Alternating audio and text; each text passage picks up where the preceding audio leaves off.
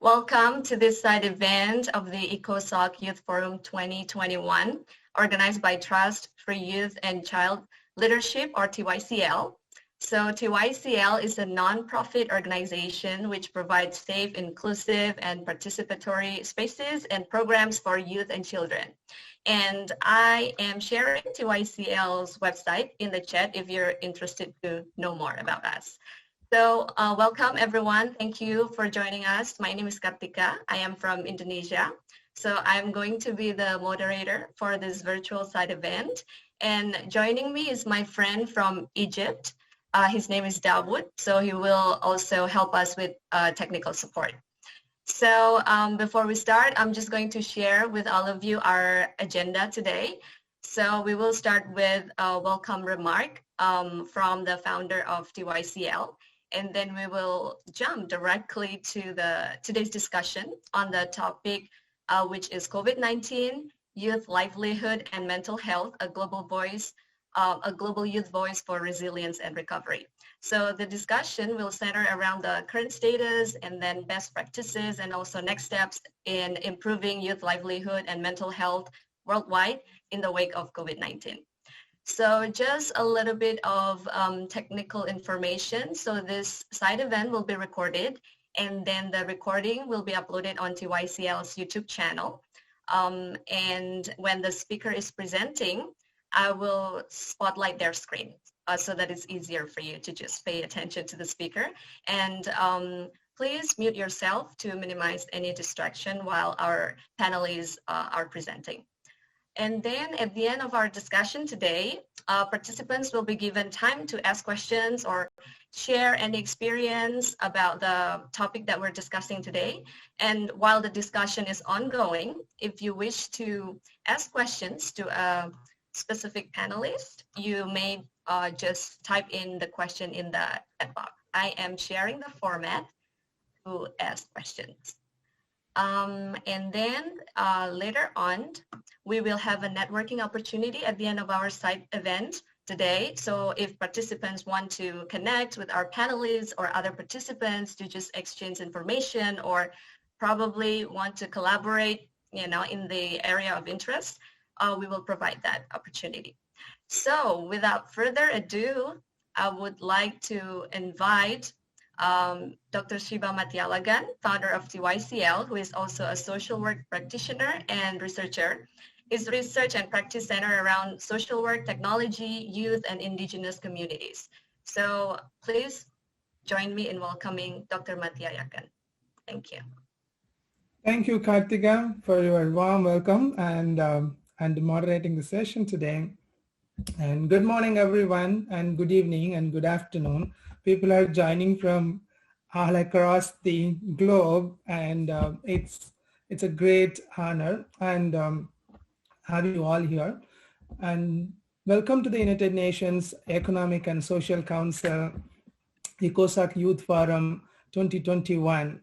And TYCL is greatly honored and organized this important panel discussion on COVID-19, youth livelihood and mental health, a global youth voice for resilience and recovery, organized by Trust for Youth and Child Leadership, a transnational youth organization. My sincere thanks to all the panelists for accepting our invitation and being part of this historic event to share your knowledge and perspectives on youth mental health. So this year, ECOSOC Youth Forum is celebrating 10th anniversary of youth-led global change. And TYCL is also celebrating 10th anniversary of local action global change. We are very happy to share this moment with you all here today and sharing this celebration. The ongoing COVID-19 pandemic has caused a tremendous level of health, economic, and social difficulties to people across the globe. The research demonstrates that the COVID-19 is affecting the mental health of young people and that depression and anxiety are quite prevalent. The studies found that the job loss is associated with increased depression, anxiety, distress, and low self-esteem, and many may lead to the higher rate of substance use disorder and the suicide. TYCL has been actively working with the young people in India and the US to promote positive mental health through creative arts during the COVID-19 pandemic, and offered food supplies and economic assistance to the families to keep young people safe in their families and communities. Early this year, we have reviewed the mental health priorities of the member states in the UN. Most of the high-income countries prioritized mental health as part of their policy, but no specific programs or action plans for young people. And some of the middle-income countries mentioned mental health, but no action plan. And the low-income countries not even included mental health in their health policy. This policy and the program gaps raise the questions of, is access to mental health heavily determined by the economic status of these countries? Or most of these young people, livelihood and economic situations are at the bottom of the pyramid. Often, they don't get access to mental health services, particularly youth from middle and low income countries. Considering the present mental health status of young people, resilience and recovery of young people from the COVID-19 pandemic has become an important global agenda. We hope this panel discussion will bring a diverse perspective from across the globe and initiate a critical conversations to ensure the best policy and practices and mental health services for all young people everywhere. I welcome you all once again, and without further ado, let's start the panel discussion, and over to Kartika. Thank you all. Thank you, Dr. Mathiyazhagan. Okay, our first speaker today is Professor Vivian Pender. So Professor Pender is the president-elect of the American Psychiatric Association. She's also a clinical professor of psychiatry at the Weill Cornell Medical College and a training and supervising psychoanalyst at Columbia University. Professor Pender founded Healthcare Against Trafficking, a nonprofit organization dedicated to promoting education and advocacy in the healthcare sector. And she also served in medical missions in many countries in Africa. Thank you for joining us, and welcome, Professor Pender. And now I would like to pass it over to you to start our discussion today. Thank you so much, Kartika, and thank you, Siva, for inviting me here today. And for that very nice introduction. I will share my screen so that I can begin my presentation. And I will put it on. Okay. All right. So, what I am going to talk about today is COVID-19 and what we call the social determinants of mental health, especially for youth. And as you've heard, I'm president-elect of the American Psychiatric Association. I become president in just a few weeks, so wish me luck. Just a little bit about the American Psychiatric Association. It's an organization of 38,000 psychiatrists, and many of them are international. It's US-based, but many international psychiatrists. And we work together to promote humane care and effective treatment for all persons with mental illness, including substance use disorders. We are also the APA, as we call it, is an NGO with special consultative status of the UN since 2014. So that gives us access and the ability to educate and advocate for mental health. So as I mentioned, these are the, today I want to talk to you about how our total environment affects the mental health of every person, especially youth, but really every person. And this is one graphic. This is one way of dividing up the multiple determinants. You know, there's economic stability, there's the neighborhood and built environment in which a person lives, There's health and healthcare, especially access to healthcare, and discrimination that is frequently a part of healthcare. There's the social and community context, and then there's education, which can be at a low level or absent for many children around the world. This is a more complicated graph of the way that social determinants affect our mental health, but it also elaborates a little bit more about the details of the housing and physical structures in which we live, and the adverse features of that environment. For example, does a neighborhood have parks and playing fields and grocery stores and access to facilities like that? And then in the lower left corner, adverse early life experiences is very key to sometimes frequently lifelong disabilities and reduced years of life. And then at the bottom is public policies and social norms. And those are the things that I am hoping the year as president of the APA to focus on what are the policies that policymakers and lawmakers produce that keep these social determinants in place that negatively affect mental health. So another kind of list of things that affect everyone, but especially youth.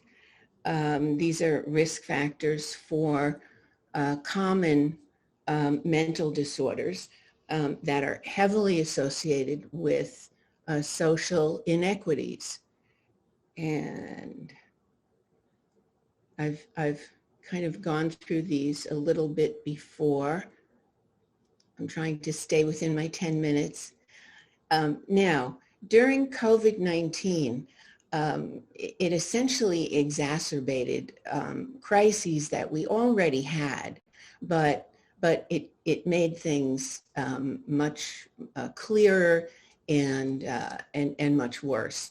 So the fact that COVID-19 is a novel virus, it's a new virus, we don't know everything about it, and therefore we're not sure what to expect. So there's a lot of fear and uncertainty that everyone is living with. And now with these variants, there are possibly new things that we're going to have to deal with.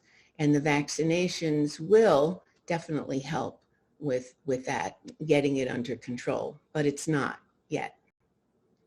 But what it exacerbated, what we saw was a disproportionate effect on Black, Indigenous people of color, and Latinx communities. Higher mortality rate, higher morbidity as well. So more people got sick and more people died in those communities.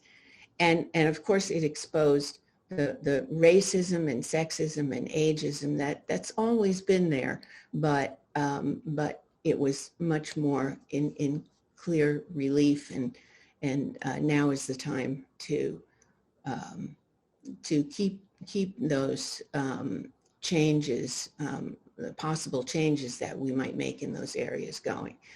And as well, during COVID-19, there's been increased substance use, we know that, and some of that has led to overdoses, but of medications, but there's also been increased rates of anxiety, depression, and suicidal ideation, and suicide in youth, unfortunately.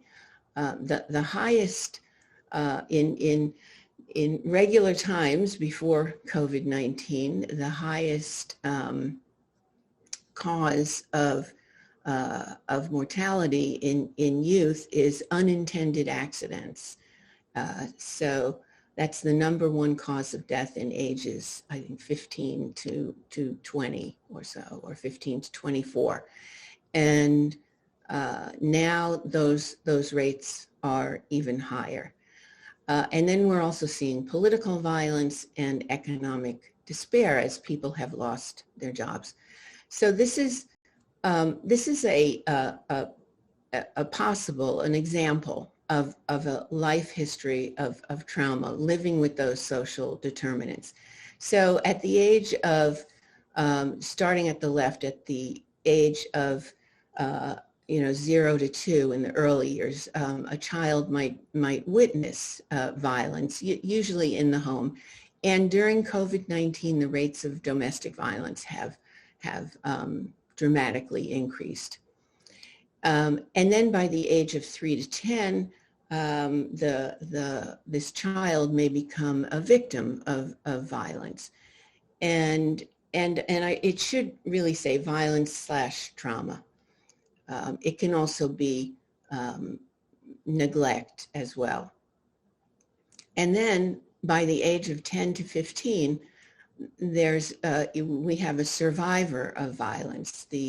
This young person has now survived violence, but now is at risk of assault by other people, neighbors, peers, usually people they know. And sometimes, this is a kind of condensed trajectory. It's not a given that everyone goes through these stages, but this is kind of like a worst case scenario where the person now at the age of 15 to 20 starts using substances to feel comfortable, to dull the pain, to just get through life. And then between the ages of 15 to 25 is when we see the first onset of a number of mental illnesses. Some of them are post-traumatic, and that's why I gave that previous history, because if we could eliminate all of that previous violence and trauma and neglect that children experience, we could probably eliminate at least half of the psychiatric disorders that we see. And then again, there's a time of genetic expression, but sometimes that depends on a traumatic event. Genes don't always get expressed, so somebody may have a gene for a certain mental illness, but it doesn't get expressed unless there's a particular trauma. And then, of course, suicide risk. We've seen children as young as 8 actually take their lives, and so it's a tremendous risk of anxiety, depression, and suicide at those ages. So these are some of the kind of best practices to break the cycle, so that it isn't transmitted from one generation to another and perpetuated. And these are some of the things in the U.S. Particularly that we're doing. So integrated healthcare is where the mental health workers and psychiatrists are part of the general healthcare. So they work together with family doctors and in a clinic, so that they it's a holistic approach. Home visits, where the patient doesn't have to go to the doctor's office or the clinic, but we go to the home and actually be able to treat the family as well. In New York State, instead of calling 911 for a mental health disorder, now this number is not in place yet. They're talking about it. So You can't really dial it right now, but they're trying to separate a call to police for a mental health problem, a domestic violence problem even, and separate that from the police because of all of the reports of police brutality and the George Floyd trial that's going on now. I understand in the UK you can dial 111 for a mental health emergency 24/7. And the rest of these things, improving education, eradicating child poverty, and this in the US, the new administration is considering these allotments of money to each family that has children. And it's not only the amount of money that's being given, but it's the message that children are to be valued and have certain needs and need to be protected. And in that regard, we also have a movement to eliminate corporal punishment for children. That's kind of just getting off the ground. That would also eliminate the mental disorders that we see later on in life. So treating mental illness early is also something that is part of prevention. Hashtag UHC is Universal Healthcare. That is a UN initiative that all the countries will hopefully join. Designating depression as a non-communicable disease, which will help eliminate stigma, equitable housing, and especially for youth in their adolescent years is employment. Very, very important. So we have some programs like that, and these are just some of the best practices. I just show this because it demonstrates the kind of grief and despair that a lot of people have been going through, and it's been a while now, and I know that people are still feeling it. It's kind of not over, but this is my last slide. The solidarity of a group provides the strongest protection against terror and despair and the strongest antidote to traumatic experiences. This was Judith Herman, a psychiatrist who has devoted a lot of her life to studying trauma. And so the point of this is that we're stronger together, and group identity, group support, and group activism is of a tremendous help. So I applaud you all today for being here and for all of the good work that you do and all of the activism. And I will stop here. Thank you. Thank you. Thank you very much, Professor Pender, for your presentation covering the best practices and also policy gaps in North America. And yes, it is a collective effort for us to address the social determinants of health for youth mental health.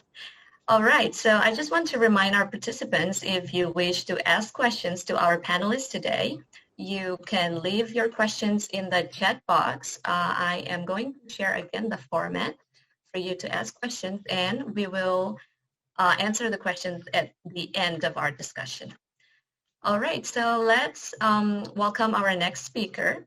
So our next speaker is Dr. Hannah Szlyk. She's an assistant professor at the Rutgers School of Social Work in New Jersey, and she studies youth suicidality among underserved youth population with a specific focus on psychosocial stressors and also social determinants of suicidality. So she's specifically interested in understanding how technology-enhanced intervention can be tailored, implemented, and also tested via hotlines and social media platforms to address suicidality among highly vulnerable youth. Thank you very much for joining us today, Dr. Szlyk. So I will pass it over to you to deliver your presentation. Great, thank you so much. And I'm just about to share my screen as well. So give me 1 second. All right. Well, happy to be here and thank you for this opportunity. And thank you, Dr. Pender, for starting us off today. So I'll talk a little bit about social determinants of mental health services. So I think Dr. Pender really gave a great explanation of how social determinants of health impact youth mental health, but I'm also going to talk about a little bit more about the mental health service side. Okay, so in the brief amount of time I have, I'll talk about the social determinants of mental health service use, gaps in the continuum of care, and how this is the impact on this of COVID-19 pandemic, and then some strategies to increase youth service access and use. And so, like Dr. Pender nicely said, youth mental health and mental illness has been a problem way before the pandemic. So you can see here, this is data from the National Comorbidity Survey, specifically for adolescents. And again, this is based on youth living in the US. And here we have the percent on the y-axis of youth, of the percentage of mental illness. And then on the x-axis, we have, overall mental health disorders, those that are severe. And then we have sex and then age. So as you can see, even before the pandemic, even into the early 2000s, mental illness among youth basically impacted a sizable amount of the youth population in the US. And also I want to bring your attention that obviously this data is pretty outdated at this point too, but this also reflects some of the funding that goes to some of these surveillance studies in the US. And I'll talk a little bit about this moving forward too. And so like Dr. Pender said, there's really is an impact that mental health conditions have on youth, even beyond childhood and young adulthood. So in terms of even just across the world, mental health conditions account for 16% of burden of disease and injury in youth ages 10 to 19 years old. And also depression is one of the leading causes of illness and disability among youth. And so even furthermore, unmet mental health needs. So that means that, mental health needs that aren't, who don't have treatment can impact physical and mental health in adulthood. So this means a shorter lifespan, even in terms of, physical illnesses. It could be premature death by suicide or overdose. And therefore this impacts quality of life and even someone's ability to hold a job, and that therefore this impacts their socioeconomic status of themselves and even their families in adulthood.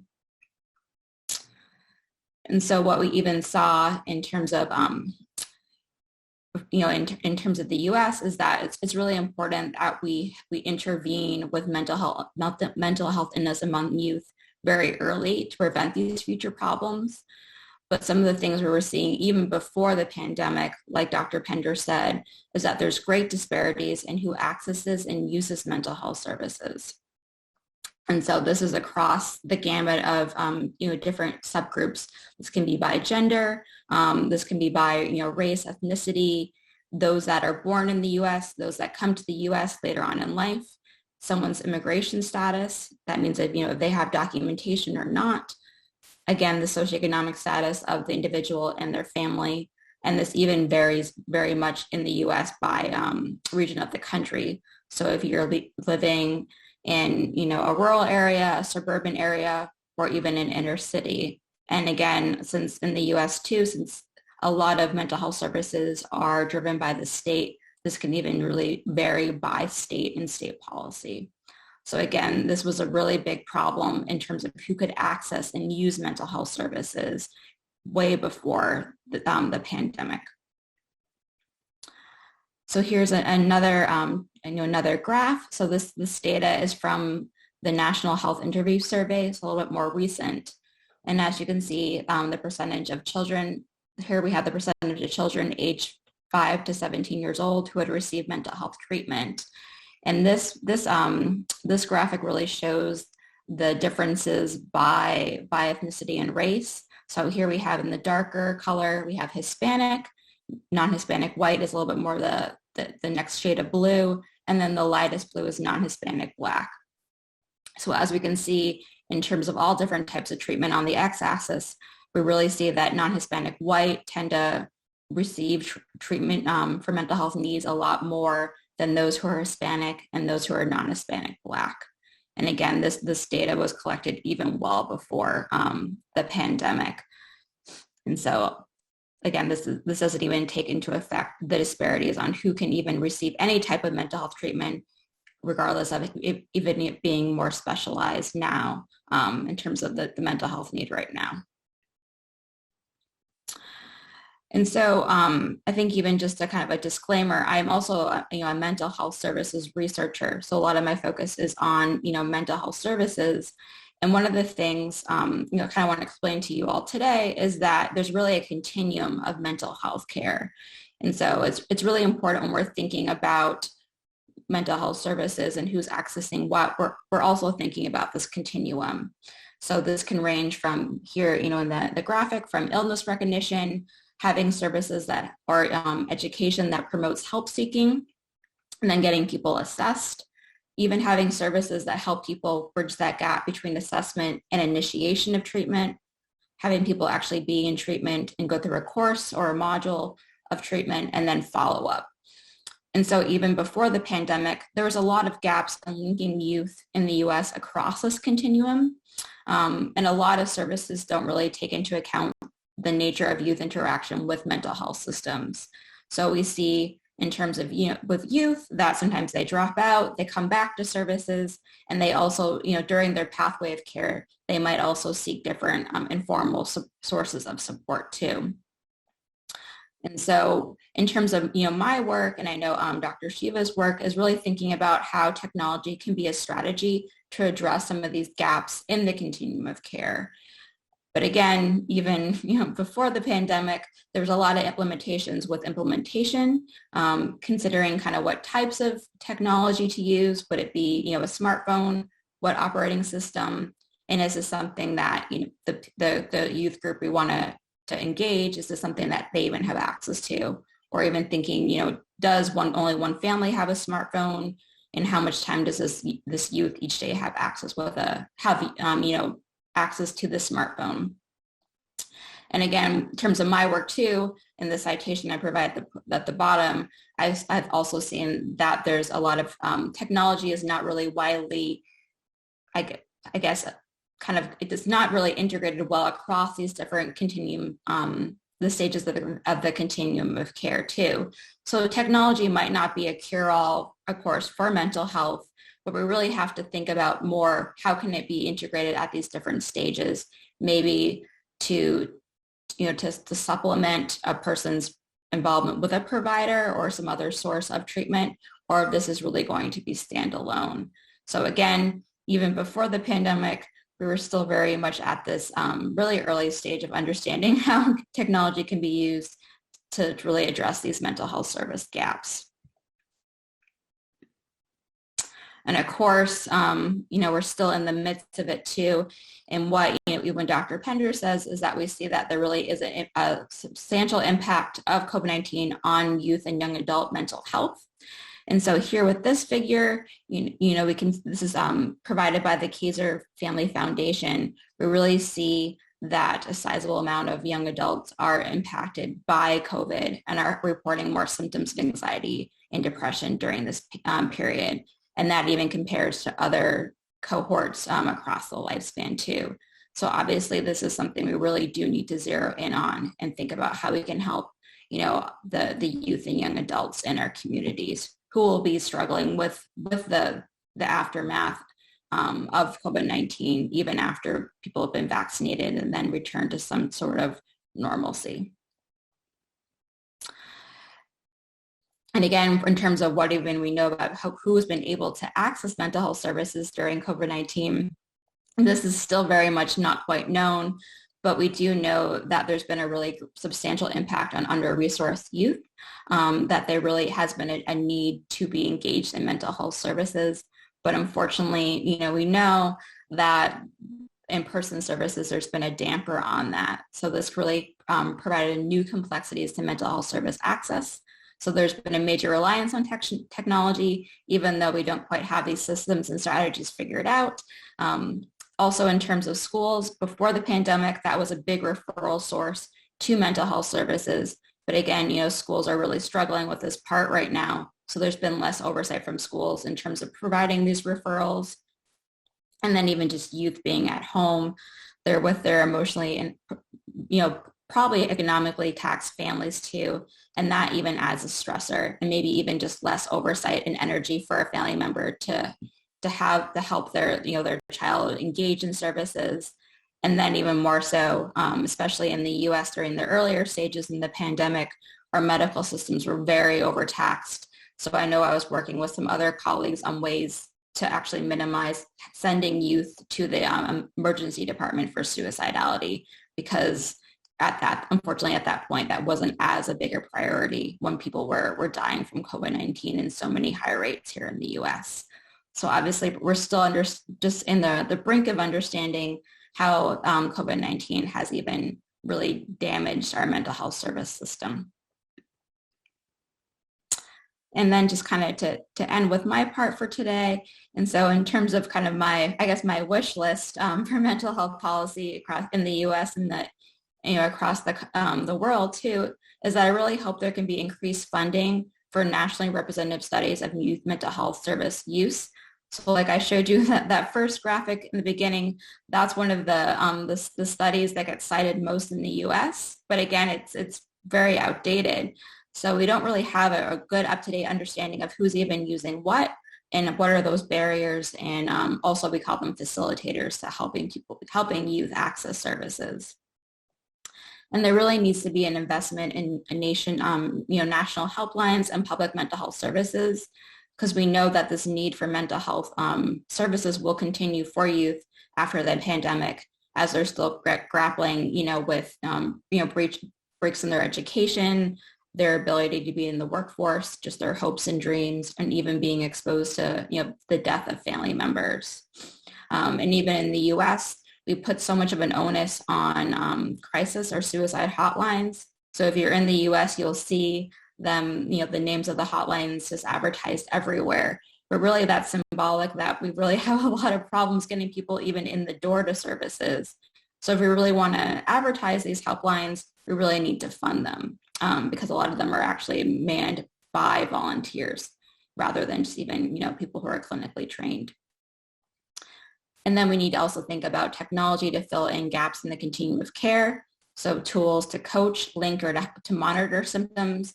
And then we also need to make sure that these technologies are really tailored to the needs of youth subgroups. And then just my final slide, again, I think just to bring it home, we really need to focus on under-resourced youth groups, those that are maybe at lower socioeconomic status, those that are uninsured. And again, even just in terms of the US, we don't have a universal healthcare system or health insurance system, and that adds a lot of complexity to who has access to private insurance, who's been able to access, public insurance through the marketplace. And so these are something to really think about. And like I said, again, where people are living in the country, rural, inner city, and then groups who have been minoritized, by majority cultures. And we also really need to think about how services can build trust to address stigma, or also to build trust with communities that actually have been harmed by mental health services or health services in the past. And just another thought too is that, services and interventions should not be one size fits all or focused on one stage of the continuum of care. So like I said earlier, what I've seen is that there's not a lot of services that focus on that initiation stage of helping people kind of bridge that gap and, after just being assessed to actually being engaged in routine care.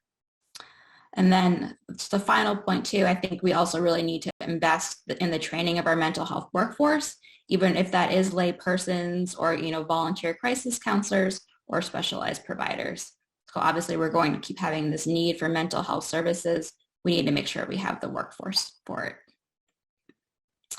All right, well, thank you all. I'm looking forward to more of the discussion, and here's my contact information. So thank you. Thank you, Dr. Szlyk. Such an insightful presentation, especially highlighting how COVID-19 has disrupted our healthcare services for young people. So we are a little bit behind time. I just want to remind everyone, if you have questions to our panelists, it's still open in the chat box. You can just leave your questions there. But right now we're going to shift to the Global South. Our next speaker is Dr. Lalitha. So she is the head of the Department of Social Work at the Rajiv Gandhi National Institute of Youth Development of the Ministry of Youth Affairs and Sports of India. So Dr. Lalitha conducts training programs for the marginalized youth across India, specializing in community development, water, governance, youth and community work, and also youth migration. Her areas of interest are social inclusion, youth studies, skill development, and also entrepreneurship. Thank you, Dr. Lalitha, for joining us today. So everyone, please join me in welcoming Dr. Lalitha. Hi, Kartika. So thank you very much, and I express my sincere thanks to Siva for giving an opportunity to share my thoughts with you all. So hope my screen is visible. Yeah. Yes, it is. Screen visible? Yes, yeah, it is visible. Thank you. So my presentation is about youth-led community action in mental health, and the points which I'm going to discuss with you is why youth is significant category, and youth and mental health, and my fieldwork experience with youth, and especially with the risky behaviors. And based on my research experience, I have highlighted like the role of institutions to promote youth mental health, and the suggestions for youth-led community action in mental health. So all this, my presentation will be based on the Indian context. And yeah, so why youth is a significant population is because in terms of their age and their action, youth being a dynamic category and being young is an advantage, added advantage for youth for rendering active participation in the developmental activities. And also youth is always viewed as a transition period because of a lot of changes happens during that stage when they are having a transition from youth to the adulthood.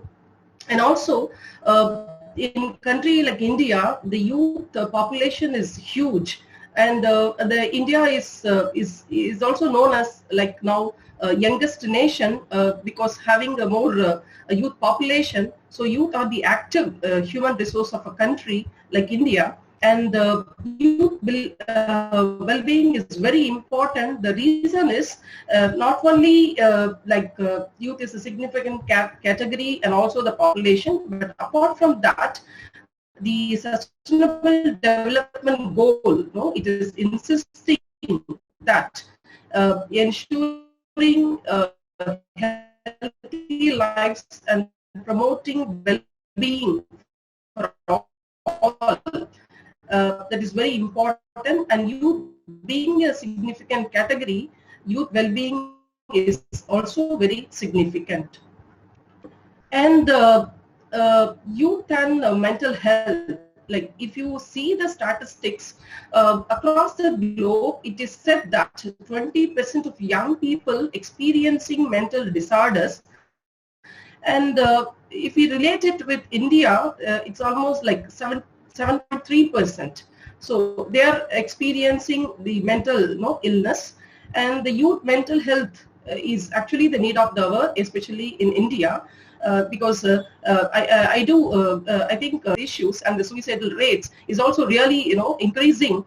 And there are various issues, youth, like the stress, especially the academic related stress is really high among the youth, and peer group, that is another problem. And then inequality. So here the caste based and the religion-based and even economic-based, that inequality is really leads youth to have a mental health issues, and also the lack of access to resources and opportunities, and the exclusion, oppression, and social pressure, and the societal expectations, and apart from that, indulgence in risky behaviors and abuses. So these are all the reasons for the youth mental health. And apart from that, the biological, the problems like during adolescent stage, like they used to have the mood disorder, but there is no avenue for them to come out from that. And especially the social media, that the addiction to social media is also another challenge for youth in India. So if we put all these issues together, like this will come under three aspects, like the mental health issues are affected maybe due to personal choices, and also the environmental influence, and the lifestyle changes. And there is no statistics by National Crime Report Bureau of in 2011. It said that nearly 136 persons in India they voluntarily committed suicide because of the stress. So I think this by this nearly 10 years before, stigma attached in availing the mental health issues is another reason for the committing suicide. Because in India, especially for any other issues, health ailments can be shared by anyone, but when it comes to mental health, it becomes a very problem, and people fear of expressing their issue, and also even they find difficulty to share it with their own close contacts. So the stigma is another it's a big challenge for addressing youth mental health issues. And my fieldwork experience, so I as a part of my postdoctoral research, I worked in a community which is very close to our institute. That community is a very unique community in the sense it is located in the various facilities, and especially the youth are found with risky behaviors, and the reason is they have multiple problems, and especially those youth are belong to the marginalized communities. So when I interacted with them as a part of my research, what I found is the problem, especially indulgence in the risky behavior, started even from the early childhood. So like at the age of even 7 and 8, they have started using, even abusing abuse of alcohol, drugs, and they had wrong role models because they don't have a right person to guide them. So lack of motivation and lack of guidance is also another reason for them. And another one, the absence of norms in the communities. So in that particular community, the village, the committing crimes is actually accepted. The reason is people don't advise a person or correct the person, or not to indulge in crimes. Rather, the committing crimes are viewed as a means for establishing identity, like a false identity, and also to show the masculinity. So how many crimes you do, you will be recognized as a supreme male. So that is another issue. Then the interesting thing is, like always, the youth in that particular community, they had a intergenerational problems with adults, and especially with the community elders, and also the power structure. So that is another issue for them to being excluded from the mainstream. And youth are not even viewed as an important social unit by the power structure and also the adult in the community. So any decision even they take, they never consult, they never discuss. So that itself made the youth to be away from any community engagement. And always they have the problem of search for identity, and also following literally the wrong role models. And the multiple problems like poverty, unemployment, and lack of social capital and stigmatization and political pressure, which made them to involve in various risky behaviors and crimes. And here what I found is mental health is a really a serious issue there, because of the psychosocial factors help for risky behaviors. Because when we arrange any programs for them, they used to come, but anything related to mental health or awareness on alcohol and drug abuse, they never turn up, because they feel that they don't want to disclose their problems with any outsider, even with their close associates. So that's how the stigma is really attached. So so I just said that my the fieldwork experience with the youth with risky behavior at a village, Kachipattu village in Tamil Nadu.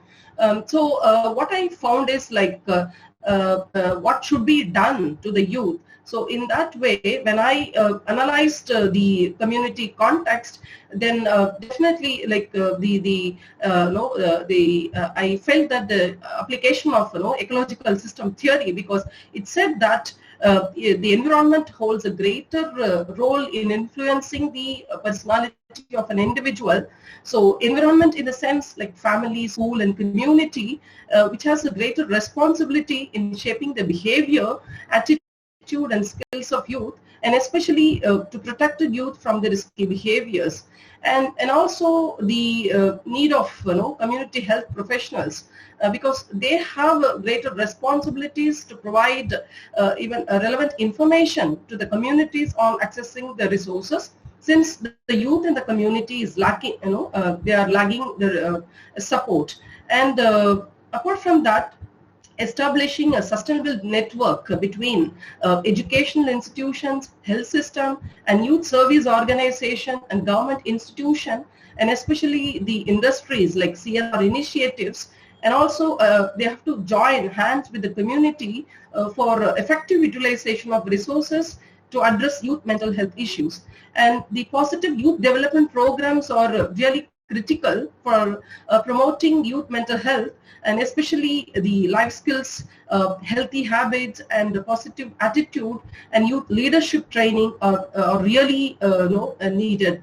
And one more thing what I found is the need for evidence-based research and interventions have to be promoted at community level, so that such need-based programs can be implemented to the youth for promoting youth mental health at the community levels.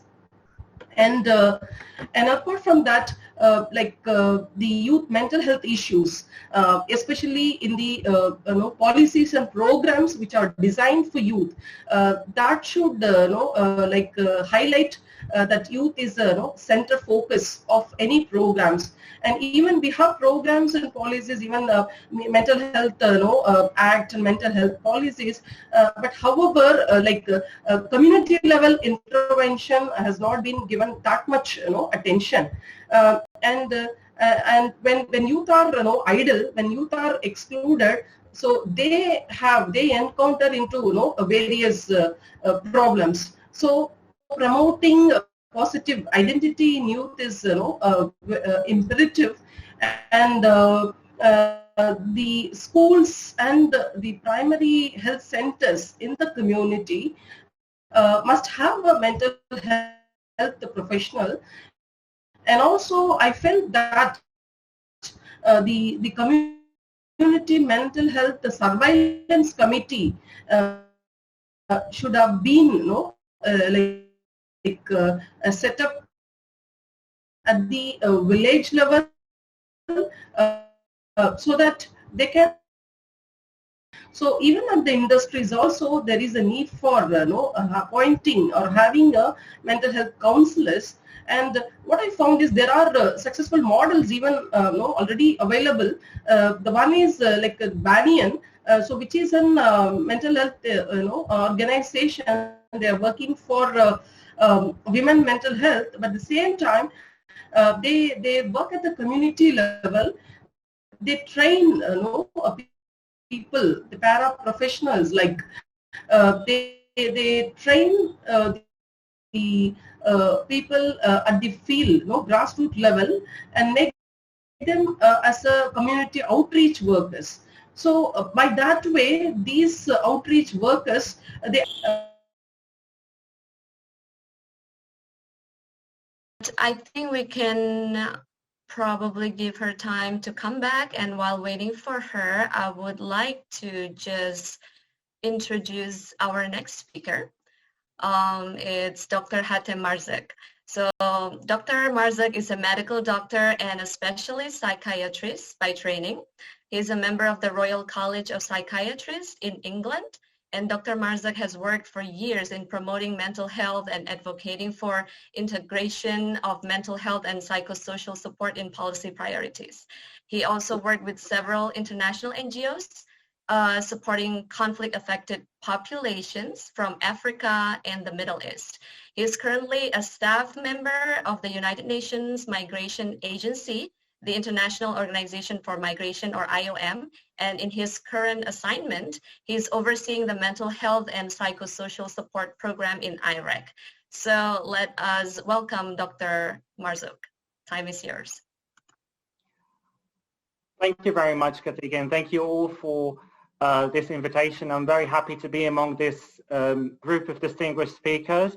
I think it's a very interesting topic to be speaking about today, and I thought probably it could be useful to bring in some case studies from my current assignment in Iraq. So just to set the scene a little bit first, I wanted to give an overview of IOM, the International Organization of Migration's global and regional mental health and psychosocial support activities, and how the COVID-19 has impacted quite strongly the programming that we've been doing in some of the very fragile settings to begin with, and some of the locations and the areas with very scarce resources.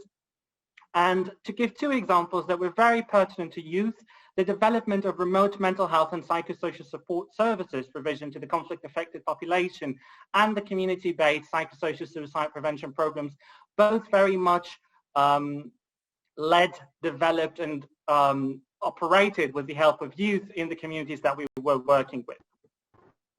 So first, to begin with, I think the model of MHPSS, or the mental health and psychosocial support, is quite important for many people working in the humanitarian field, and it just takes a different paradigm to mental health and well-being by including a layered intervention. I'm sure there are different mental health systems, but I think in the humanitarian world, the idea that with the scarce resources available, there needs to be a lot of task shifting to different levels of intervention. So we see the specialized services provided by psychiatrists and psychologists, but there are also the focused non-specialized services which would be normally provided by people who have been trained into providing some structured form of mental health support or counseling, and also the strengthening of community and family supports that are already existing in place.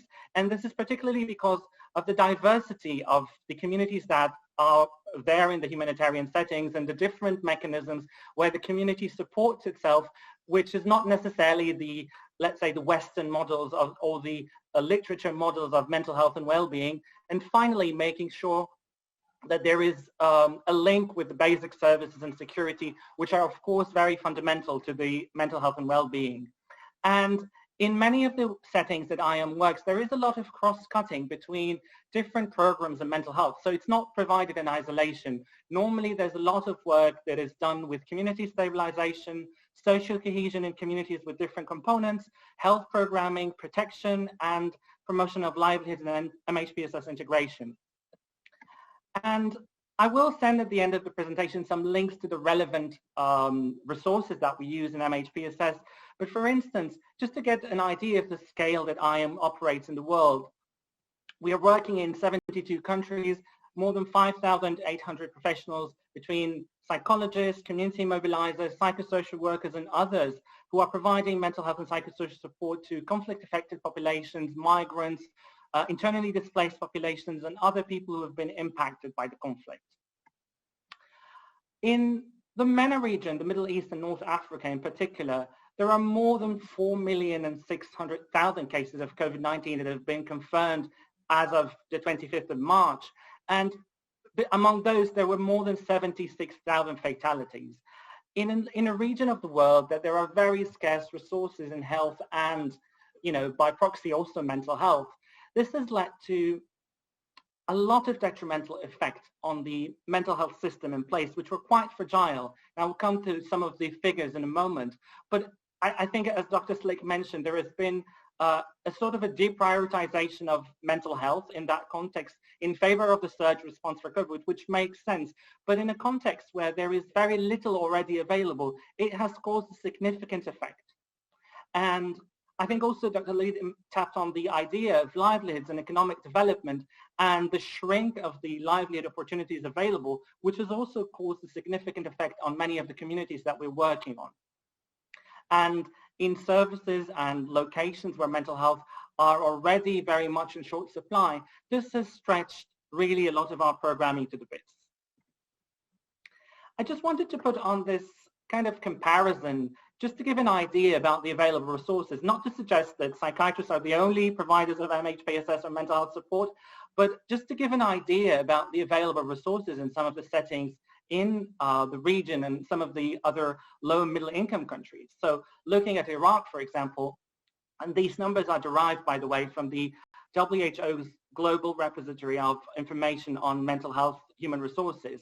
Look at the numbers for Iraq, where there's 0.34 psychiatrists per 100,000 population. That's about 3.4 per million of a population. So if you do the math, you don't want to be a psychiatrist in that context. We've been working with some governorates where there's just 4 psychiatrists for 1 million persons. And this is very difficult to handle if we even think of, the figures of about 10% needing some form of mental health support in a population, which may increase a little bit to 15%. So just to kind of set the scene and give an idea about how much the resources are stretched in some of those settings. Now, moving on to the case studies that I've chosen for today from Iraq, I just wanted to, provide an overview of the work that we do and how has it been affected. So in many of the locations that we're working in Iraq, there are many people who have been affected by the conflict. Iraq is one of the countries that has been grappling with several waves of conflict for years now. And this has led to many people being in a state of displacement. There are already some other asylum seekers from other countries in the region, in Iraq as well. And this has led to a lot of pressure on the services available for mental health and psychosocial support. And for us to be able to handle the stress and the pressure on the services, we've really turned to the community to try to get support using the same model of task shifting and to try to adapt the services. So you can see on the map there are different regions that we work in. Some of them are controlled by different, different autonomous areas, autonomous regions of the country. So it has not been a straightforward process for us to provide services in those locations. So one of the things that we resorted to is to try to use a bit of technology. I'm sure Dr. Siva would be happy about that. But as available, what we had was to try to develop internal guidelines for providing mental health and psychosocial support remotely. And this has been a largely youth-led process because, the youth is much more tech savvy. They know more about the internet and available resources. So we did some research into telemedicine and telepsychiatry, which we were lucky that this was already in place, and tried to adapt it into the context of providing mental health in a camp setting, in a location where there's very little resources to begin with. So this has been a process that we relied a lot on the youth in the community to support with. So the idea for us who know about mental health and psychiatry, but need to know more about how can we adapt this for the youth and how can they be kind of the instigator of the process in their communities. So as the pandemic hit in March last year, and after we finished the first round of desk research and knowing what is out there as existing resources, we tried to work with the youth in the community to try to find ways where we can deliver the mental health and psychosocial support remotely to them. Of course, this whole thing is not ideal, and it loses the face-to-face contact with the communities that we wanted to be in touch with.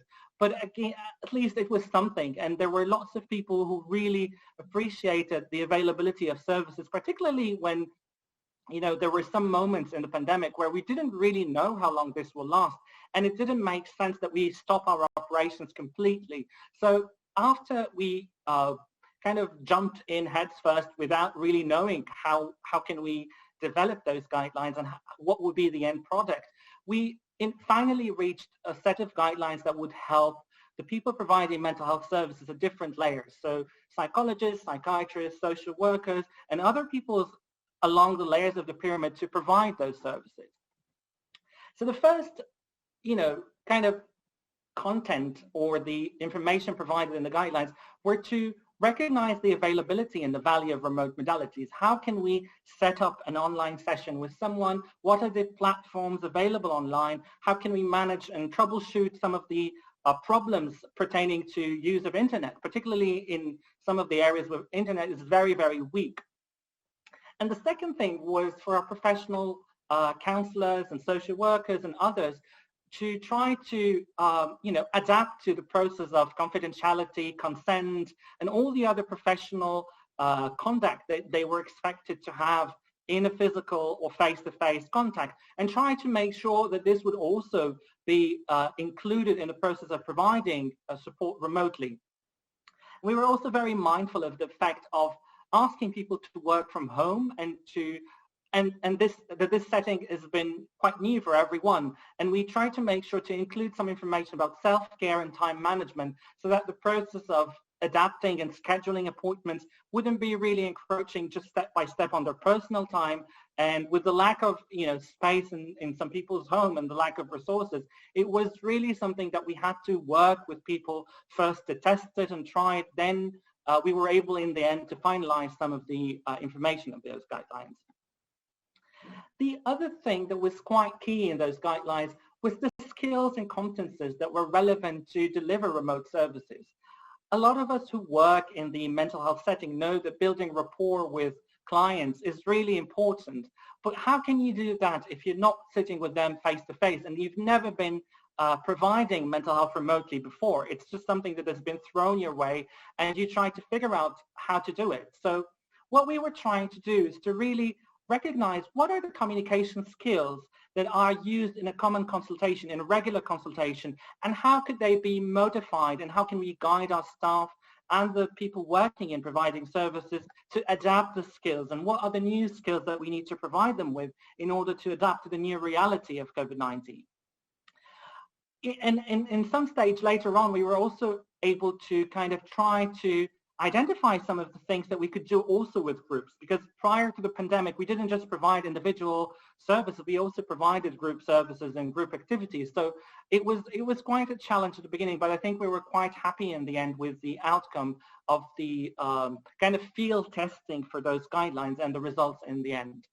And after applying the guidelines for a while, we wanted to kind of reflect back on the first 4 or 5 months of implementation and identify what were the main challenges and the skills that people felt they still needed after applying this. Remember, we were still in May 2020 when we first started that. So it was quite new and we just wanted to get something going.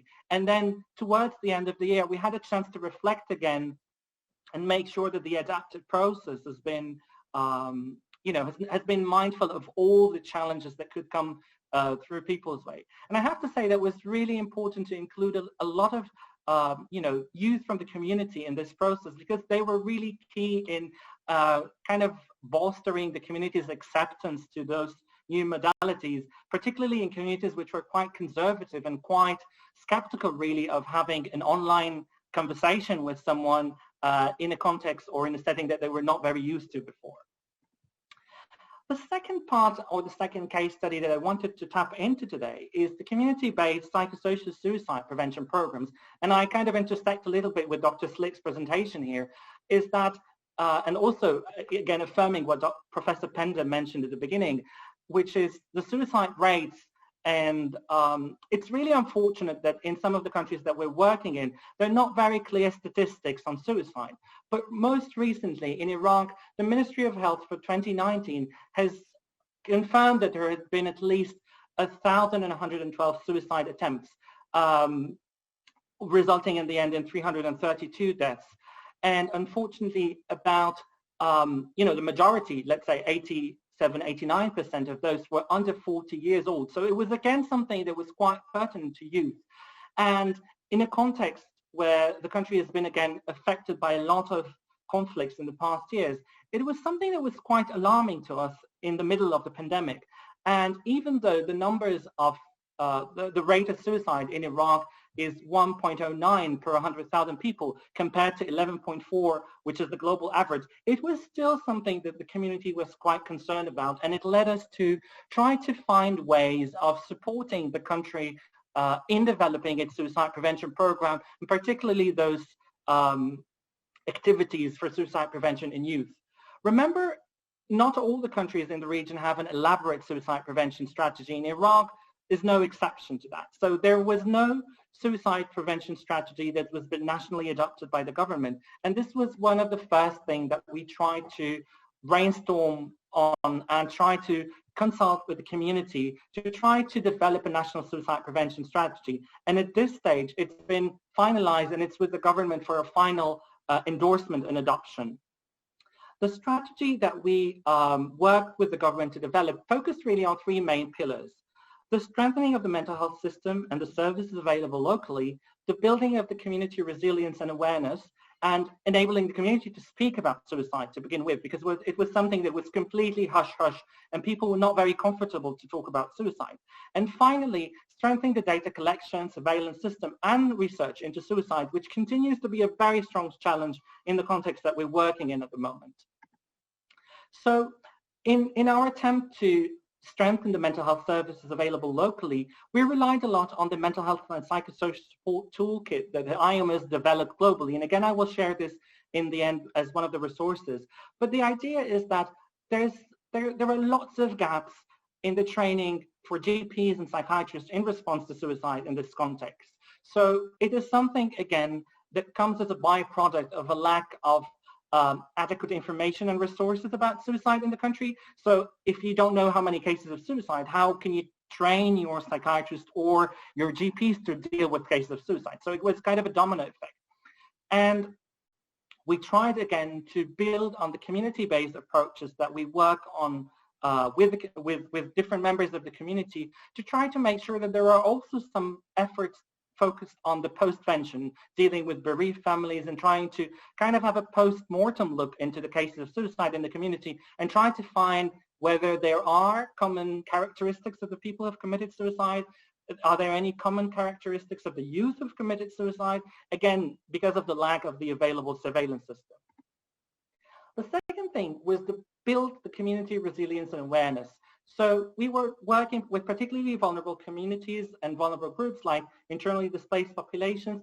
We've developed a program to integrate mental health and psychosocial support with livelihood opportunities that has been trying to look into how can we use the livelihoods as means of improving people's well-being, but also looking into what are the struggles that people face in their daily livelihoods and whether MHPSS and providing psychosocial support could also increase their ability to do their jobs and increase their ability to have more successful businesses.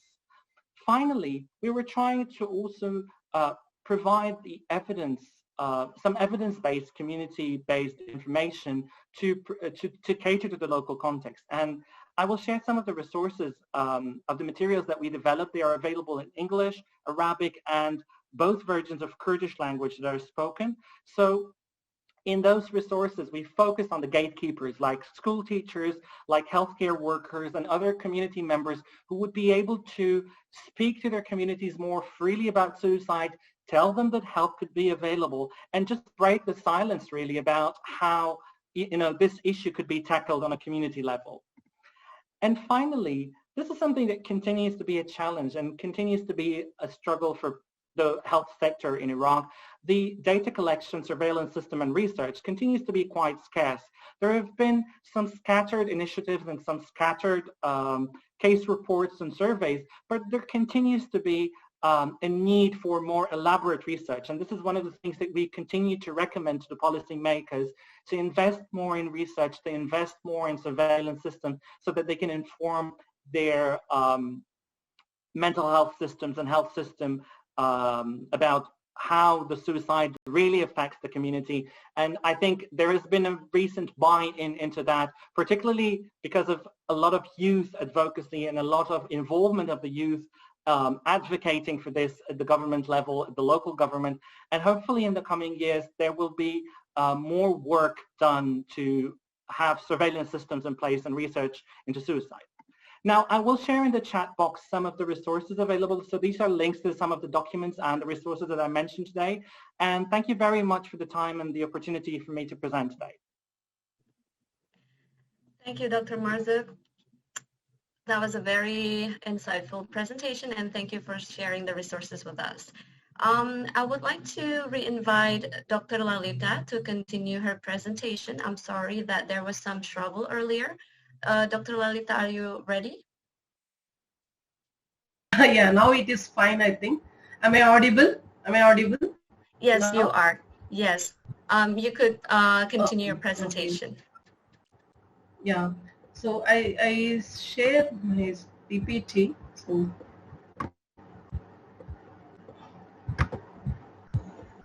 yeah. Hope at least this time it is visible now. It is visible. Okay, okay.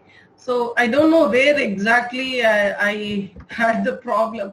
So maybe if you tell me like the which slide it was, so that I can make it quickly. I think it was stuck on the second one.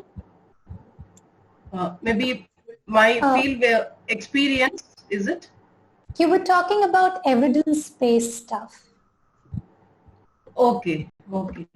You talked about Banyan and then you moved to evidence-based, and that's where we lost. Okay, fine, fine. So then I think the last slide, only that part I think I have to discuss. Is it visible now, the last slide, like community level youth-led initiatives for mental health? Yes, yeah. It is visible.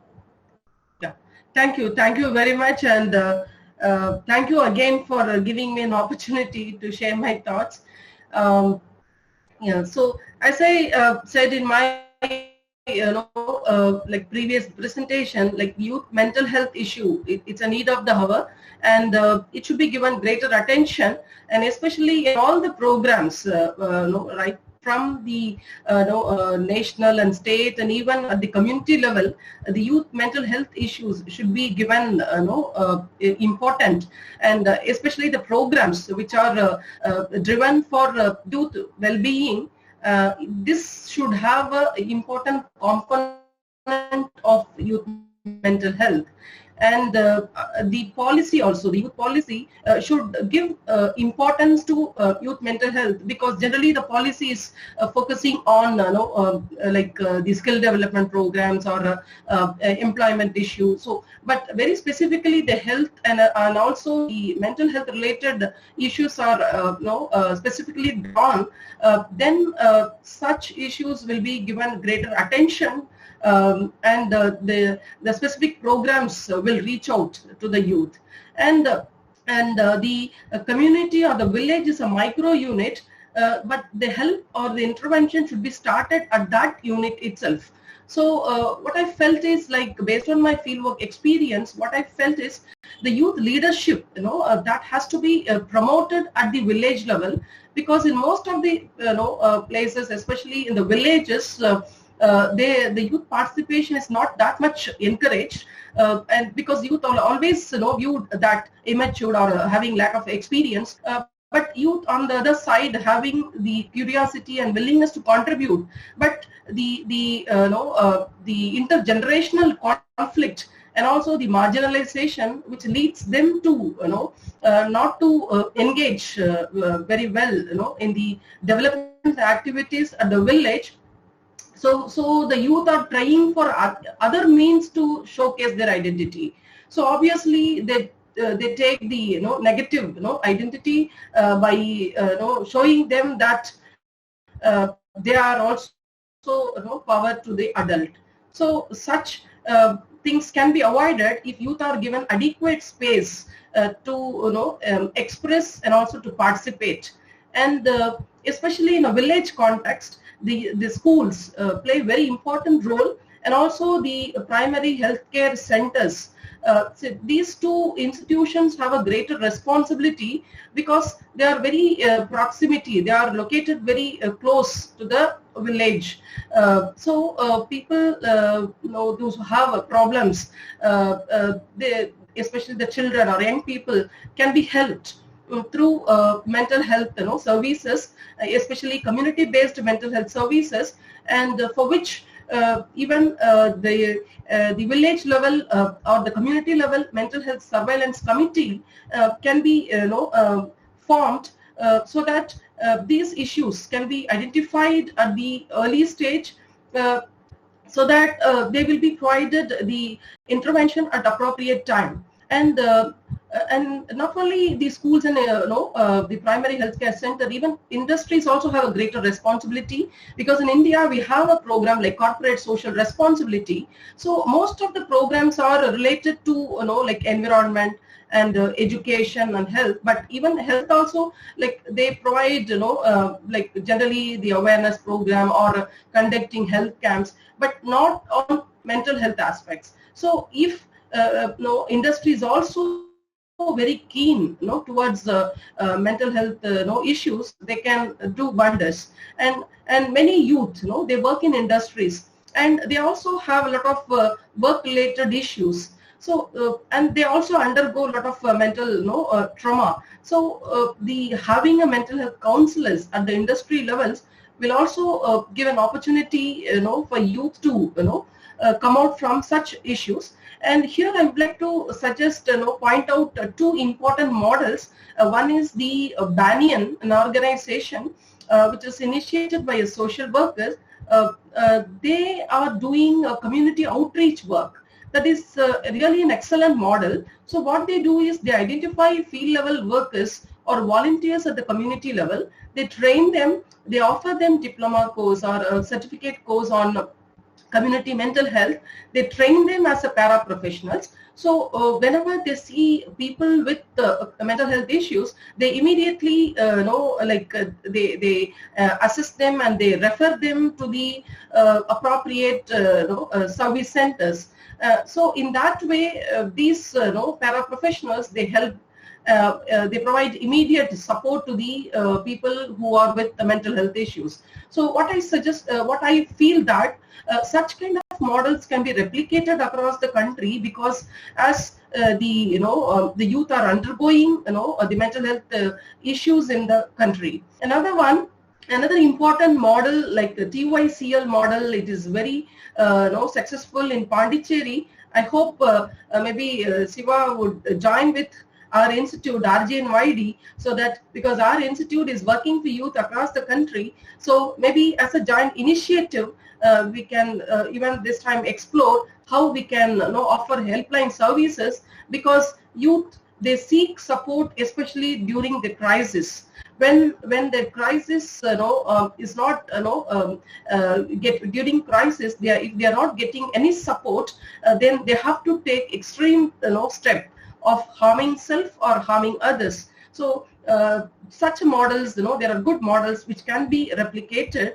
And another one is a good initiative taken by the Tamil Nadu state government during the COVID time, that they initiated a telecounseling service during the COVID time, but it was just for a few months, but later on it was not. But what I felt is that was really popular and successful, because many they called and they were having many psychological problems, and they got the support counseling through the tele help counseling services. So such initiatives should be continued, and more than that, in country, like India, where education is very, very, very stressful, and always the competition, for getting, the merit, and always the achievement is merit based. So such kind of pressure, gives young people not engage them meaningfully in sports or recreation activities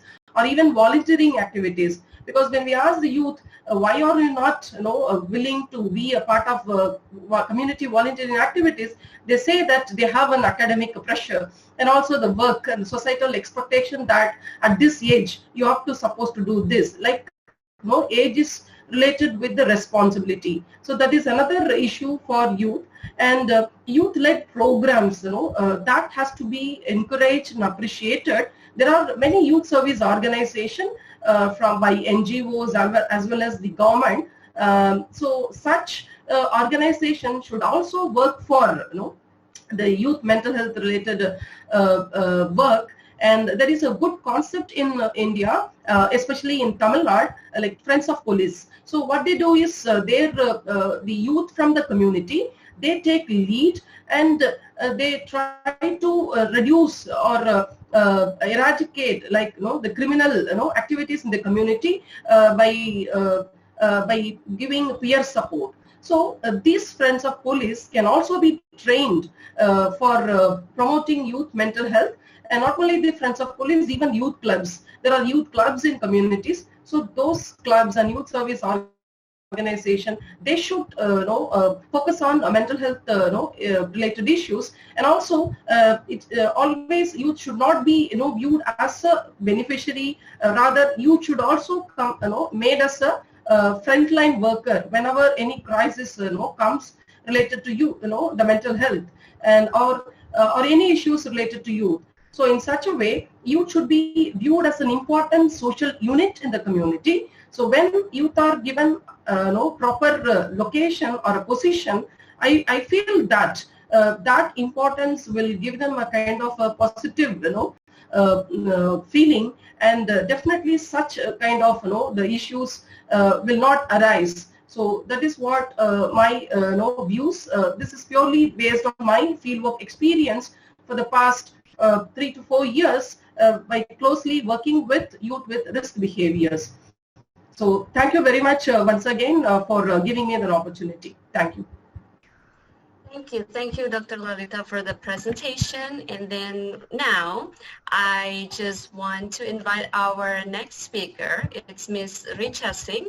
So she created this online portal for mental health and wellness in 2014. It's called YourDOST, and DOST means friend in Hindi. So through her work at YourDOST, Ms. Singh was in the list of Forbes 30 under 30 in 2017. So please welcome Ms. Richa Singh. Hello, everyone. Good evening, good morning, good afternoon. Very, very glad to be here. So I'm going to present my screen. There's not a lot of stuff on my presentation, but I'm going to talk you through some of our experiences. And we'll get your inputs on it. So I'm going to share my screen here. So thank you so much. It's such an honor to be here. Let me jump straight into the topic at hand, something that's really, really close to my heart, which is youth mental health. You know, the main impetus behind all that I've dedicated myself personally, as well as the work we do as an organization, YourDOST, in the past 6 years came from something I experienced in my youth. When I was in my undergraduation, my hostel mate died of suicide. The reason? She anticipated maybe she would not get the best placement. Right? She wouldn't get a very good job post-graduation. This was 12, 13 years back. There was a recession time, Lehman Brothers, etc., collapsing. Even at that time, at our college, at our undergrad school, we had support system available in the form of therapists, psychiatrists, counselors. But I think not many people would, go and seek support. At that age of probably 19 years old, seeing someone who used to stay 2 rooms beside my room, somebody that I would see every day walking to the mess or, just hanging around in the girls' hostel was just not there anymore, right? That shook me to my core. Just one question that I still continue to ask myself: what is that I could have done differently to maybe save her? What is that I could do differently to ensure many more people like us who go through tough times get helped? At that time, I started doing a lot of research, right? Somebody who don't come from the field of psychology, somebody who has been an engineer, I wanted to understand, right? Because I felt that pressure myself. I started asking a lot of people around me, have they ever experienced such situations themselves? And what did they do? And the result was shocking to me. Most of them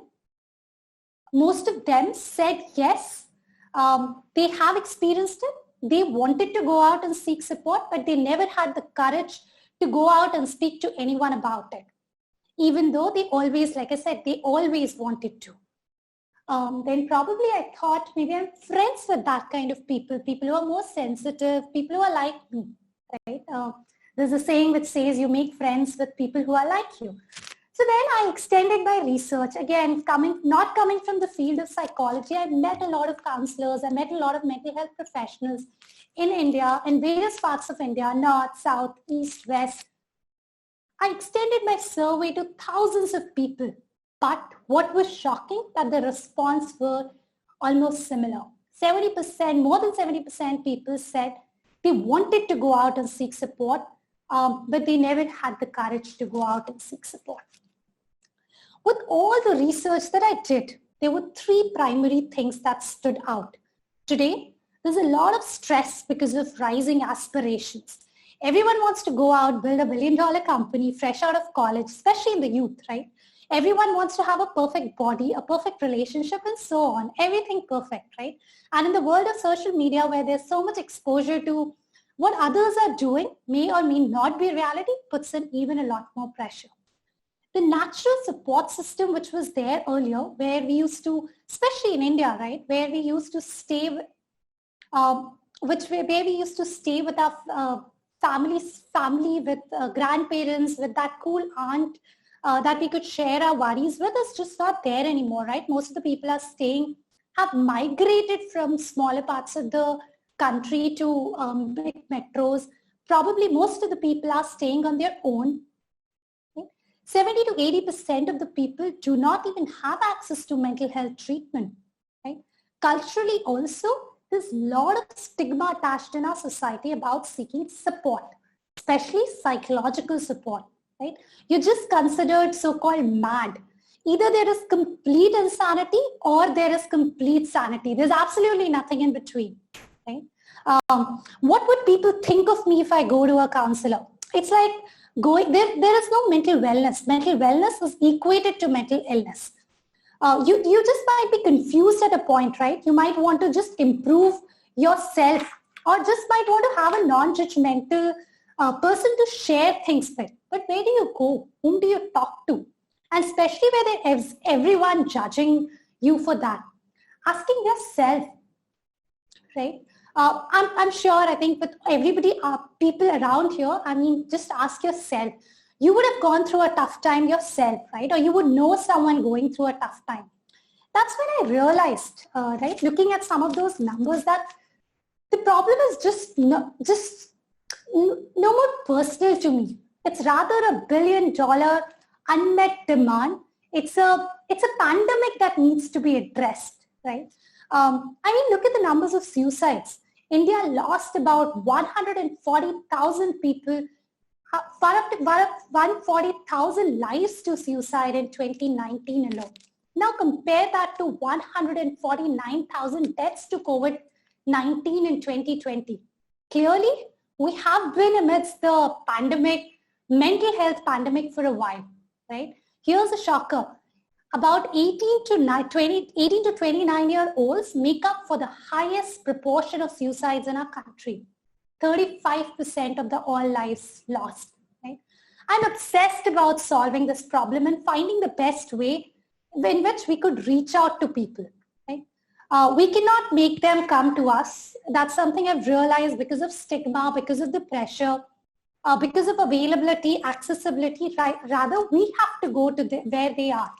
In this generation where we are connected more than ever before, through our mobile phones, through our laptops, hence we wanted to make sure that we are using the power of technology and making an attempt to solve this problem.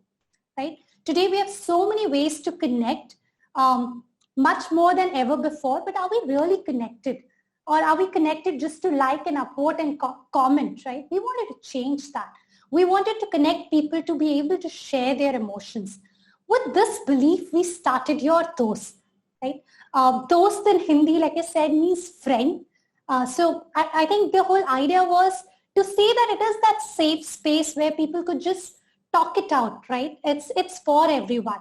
So it's an emotional wellness platform where regular people like you and me who might be confused, who might want to improve themselves, who might be looking for a professional guidance, could seek support from professionals who are trained psychologists, counselors, career coaches, life coaches, 24/7. So it's late in the night, early in the morning, weekend, weekday. They could seek support from professionals. It could be through chat, through audio, through video. We also have a lot of centers across the country where people could also have face-to-face sessions. A lot of therapeutic programs that are there to help one to be a better version of themselves, right?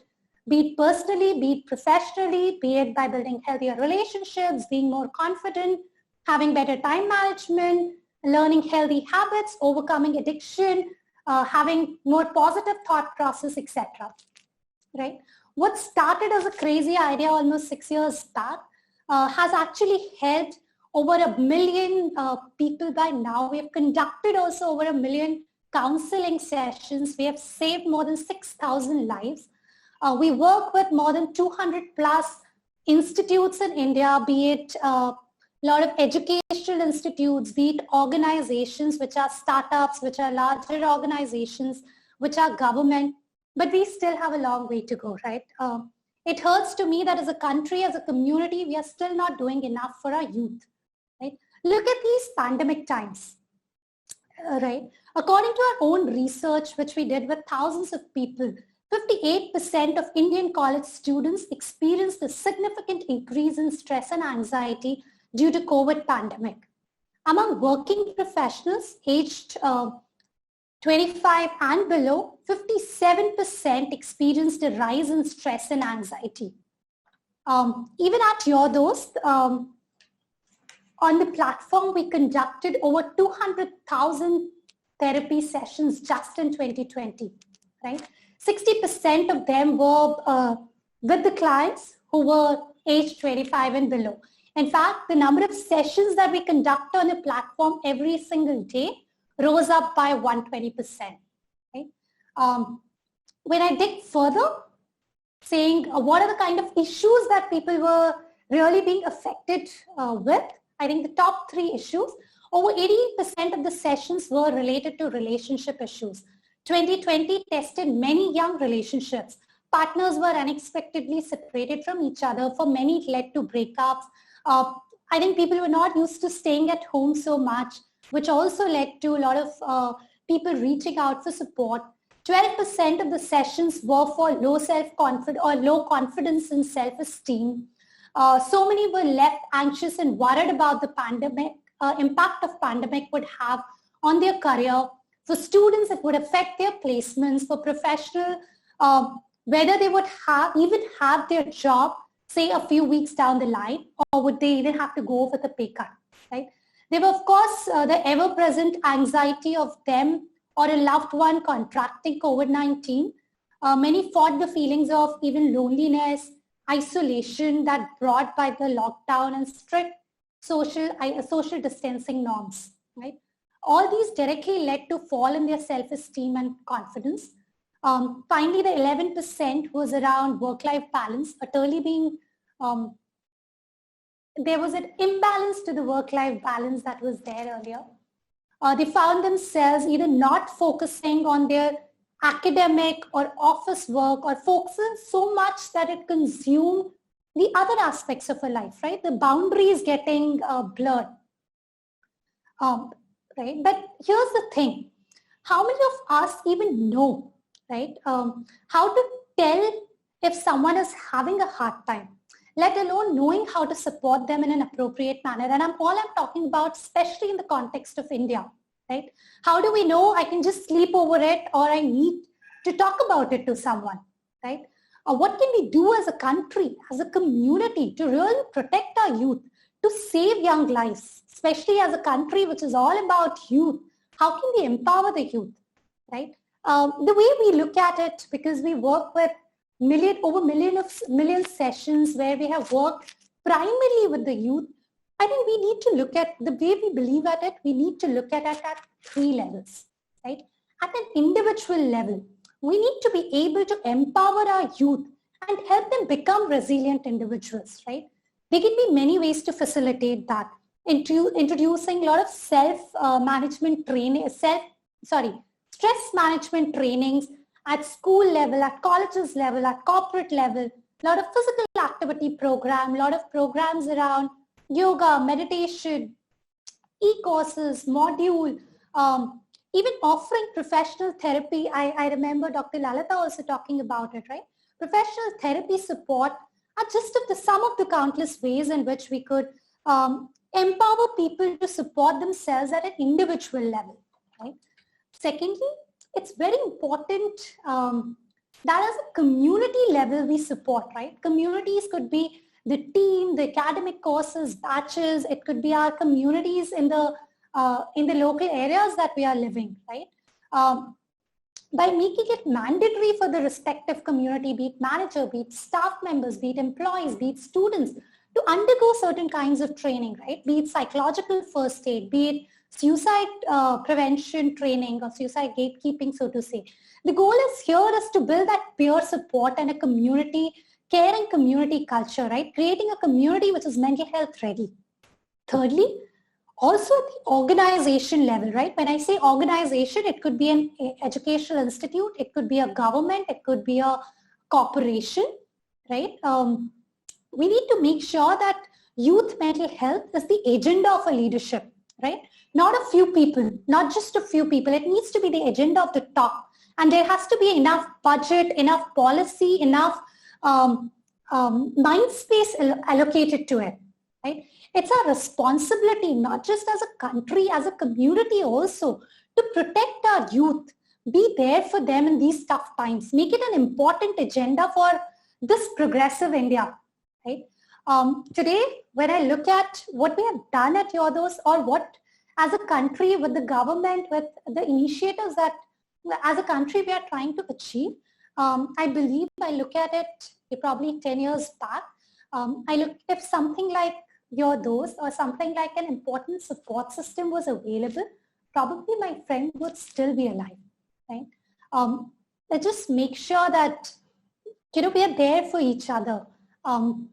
We make sure that people realize that we are humans, right? I think being humans, one of the things that is important, that we are vulnerable, right? It's okay to go out and seek support. Let's just make it normal to talk about it, right? Just say that we are humans, we are vulnerable. There are ups and downs in our life, and it's okay to seek support, right? We don't seek support because we are weak. We seek support because we are strong. Yeah, I'll take a pause here.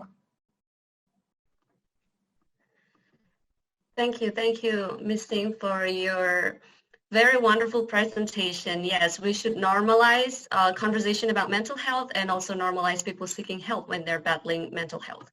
All right, so now we come to our last presenter today. It is Mr. Francis Kulandai Raj. So he's a mentor for the Youth Helpline initiated by TYCL India.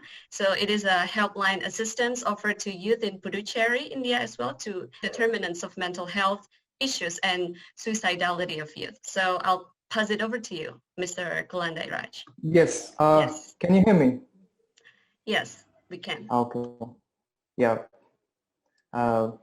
Thank you, Kartika. Thank you so much. It's an honor to be part of ECOSOC Youth Forum's panel discussion 2021. And I'm really proud to be part of this panel and to represent Indian youth, particularly the youth of Puducherry and TYCL. Puducherry is a small town located in southeast part of India, and I would like to thank the whole TYCL team, and I would like to acknowledge them for putting their knowledge, time and energy for the greater cause. And I personally would like to thank my family members and friends who are supporting me in everything. And finally, I would thank United Nations Economic and Social Council YouthForum 2021 for giving us this opportunity to amplify our local work in this international platform. Maybe I can present my PPT here. So my presentation is all about COVID-19 and youth mental health challenges in the Union Territory UT of Puducherry, India. So COVID-19 lockdown has impacted people's day-to-day life towards a challenging phase. Lockdown in India were imposed from March 24th, 2020, and have been eased gradually since September 2020. Many were worried about the uncertain situation and confused what would be the condition after lockdown. And this uncertainty has negatively impacted the mental health of young people. So before getting into the activities of COVID-19 initiatives of TYCL, I would like to give some glimpse about Puducherry Youth Helpline, which played a major role in addressing the youth mental health before the outbreak of COVID-19 and during the COVID-19 lockdown. So Puducherry Youth Helpline is a first ever youth hotline in India. So it's a confidential virtual space for young people aged 19 to 35 years. It's exclusive to share the feelings and get help and solution to their day-to-day life. Youth Helpline was first launched as a pilot on February 1, 2014, and it gradually adopted a systematic approach by appointing one full-time staff to manage the project on February 1, 2017. The service is available from Monday to Saturday, 10 a.m. to 7 p.m. within the Puducherry region. And Youth Helpline is dedicated to address the psychosocioeconomic determinants of mental health issues and the cause of suicidal ideation for youth. Its vision is to achieve zero youth suicide in Puducherry by 2030. And we have a very good public-private partnership collaboration inside the Puducherry region. We have a good collaboration with the Health Department, Government of Puducherry, and Entrepreneurship Development Cell, Government of Puducherry. And so public-private partnership plays a major role in addressing the youth issues in Union Territory of Puducherry, India. TYCL, along with the private partnership, has also developed a mobile application in order to reach more young youth and provide them easy access to get aid from mental health issue. So I just wanted to give you why we initiated Youth Helpline, why we need Youth Helpline specifically in Puducherry. So this is the statistics provided by NCRB, National Crime Record Bureau, which is a report provided by Government of India. So this statistics shows the suicide rate from 2012 to 2029. So you could see the India's national average rate and Puducherry's average rate. So the average rate, a national average rate, and Puducherry average, it's kind of the normal average rate would be, the difference would be 3 times higher than the national average rate. So Puducherry suicide rate is 3 times higher than the national average rate, which is something looks like a public health burden. And as a youth-led organization, we wanted to address this issue. And the same report reveals that 60% of the youth suicide who commit suicide is age between below the 44 years old. And Puducherry secured top in the country in terms of suicide death rate for almost a decade. And according to the NCRB report 2012 and to 2019, more than 45% of suicide death caused due to socio-economic determinants and 30% of cause are not known. Youth Helpline is dedicated to address these socio-economic determinants. So in order to avoid young people to get into the suicidal ideation. So we wanted to address the ideations far before they get into the trouble. So we address the unemployment issue, we address the education issue, we address the entrepreneurship issues, we address their other related family issues and all. So this is why we initiated Youth Helpline specifically for the youth and particularly in Puducherry region. So now I'm going to talk about the role of TYCL and Youth Helpline during the COVID-19 lockdown. So,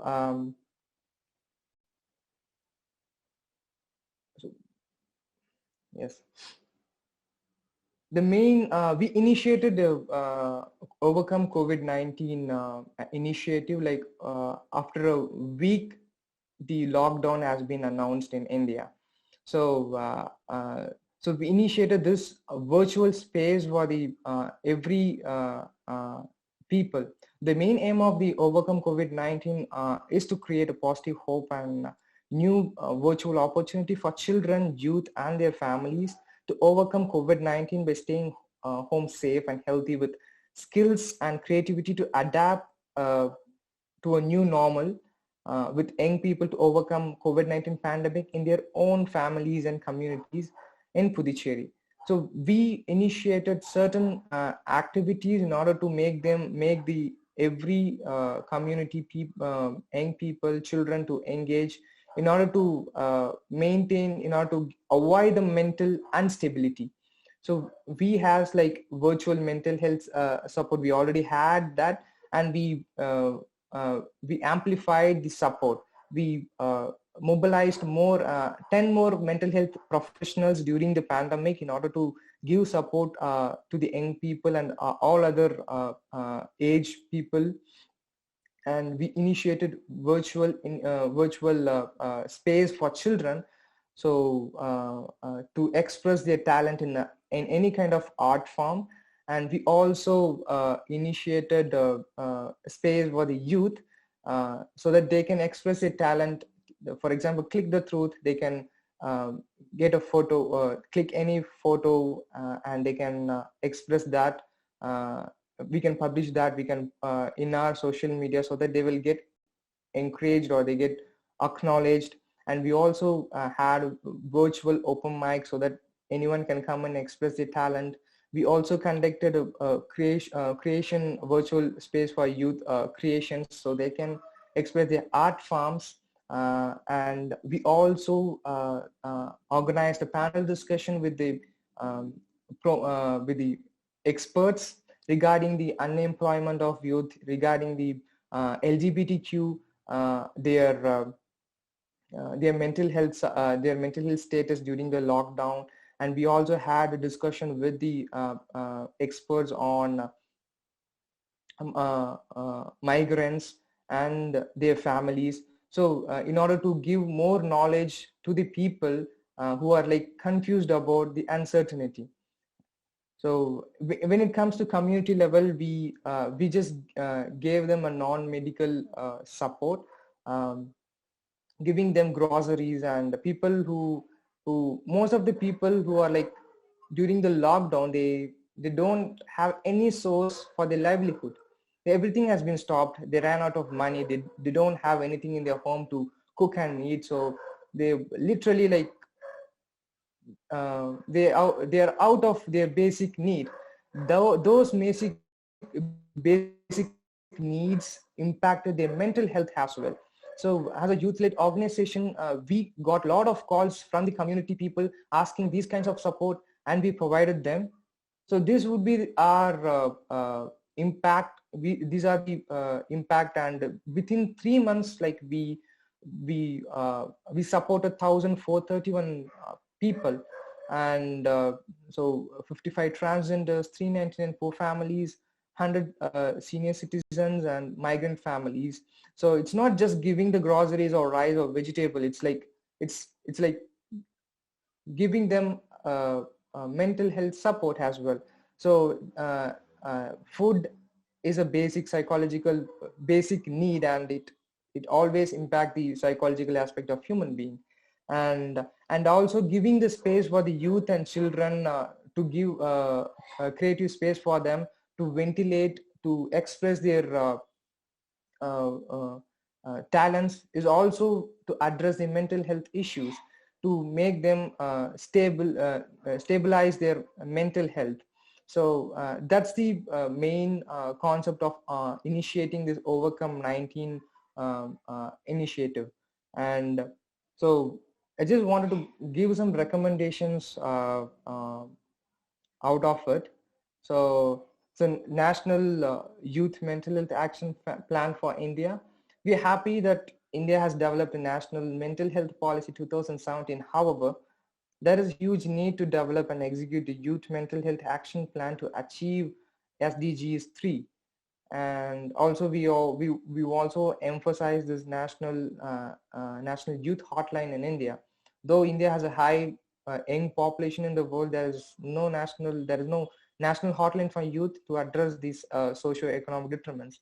So these two are my major recommendation. I just put over to the Indian panelist, Ms. Richa and Dr. Lalitha. Like, we can work together to achieve this and make India a healthy and well-being nation.